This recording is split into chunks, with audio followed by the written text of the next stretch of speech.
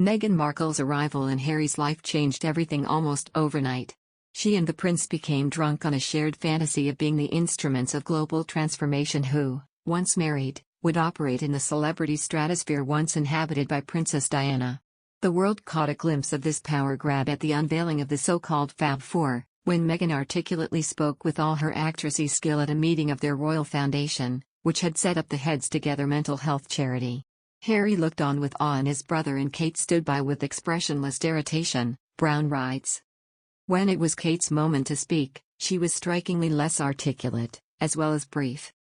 Yet, Tina Brown, the author of the Palace Papers, says, few knew that it was the Duchess of Cambridge who had been the prime mover in the mental health campaign, after years of providing emotional support for her brother, James Middleton, as he struggled with clinical depression.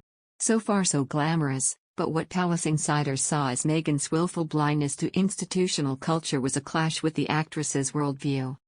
In the ranking system of the entertainment world, star power, wattage, equals leverage, alas, she seemed oblivious to the one critical factor that would determine the outcome of her plans for the future, primogeniture. For all his easygoing charm and huge popularity, Harry was not heir in line to the throne. He had slipped to sixth and, as Brown notes, when Kate became queen, Meghan would have to curtsy to her.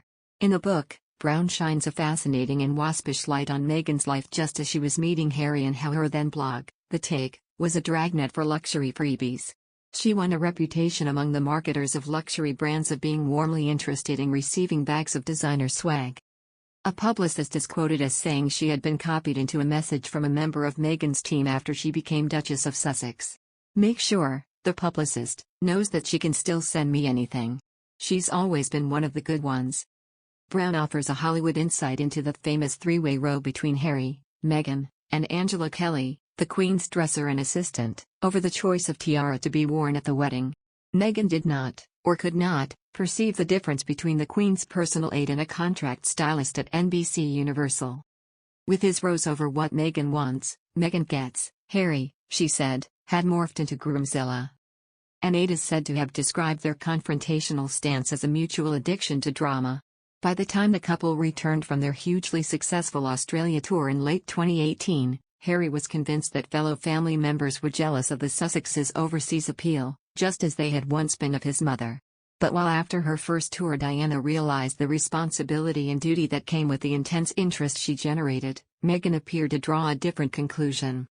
Her view, according to Brown, was that the monarchy likely needed her more than she needed them. She had starred in the equivalent of a blockbuster film and wanted her leading lady status to be reflected in lights. According to royal commentator Rebecca English, the royal family is said to be wearied by the drama surrounding Prince Harry earlier this week. But she said that all three royal households were united yesterday in determination not to be dragged into a public slanging match. She continued, they believe it is pointless and undignified and want to help keep lines of communication open with him for his grandmother's sake. Charles is said by some to be wary of the constant wranglings but buoyed by the fact he got to see his son last week. Clarence House said it would not be drawn into commenting on a private meeting, but one source said Charles and Camilla had appeared pleased after getting to see Harry and Meghan at Windsor.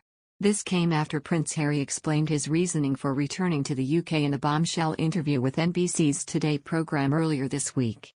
They visited the Queen at Windsor Castle, also meeting briefly with Prince Charles. Speaking about the trip, Harry said, I'm just making sure that she's, protected and got the right people around her. The Duke did not elaborate on who he was referring to, leaving it up to speculation. But speaking about his meeting with the Queen, Prince Harry also said, she's always got a great sense of humor with me. He added, it was really nice to catch up with her. Ms. English's comments, written for the Daily Mail, come after Prince William and Kate, Duchess of Cambridge, were nearly drawn into the row when asked about it on an official engagement. During a trip to the Disasters Emergency Committee in London, a reporter shouted, Sir, does the Queen need protecting? The Duke and Duchess of Cambridge did not respond to the question, instead getting into their car and being driven away. Harry's interview with NBC, set up to promote the Invictus Games, also sparked speculation that he may return to the UK after he said the United States is his home for the time being. Ms. Seward added, their meeting at Windsor on Thursday shows the olive branch has been offered to them and she will be hoping they accept it. She wants to present a united family on an occasion like the Jubilee because an occasion like that certainly won't happen again.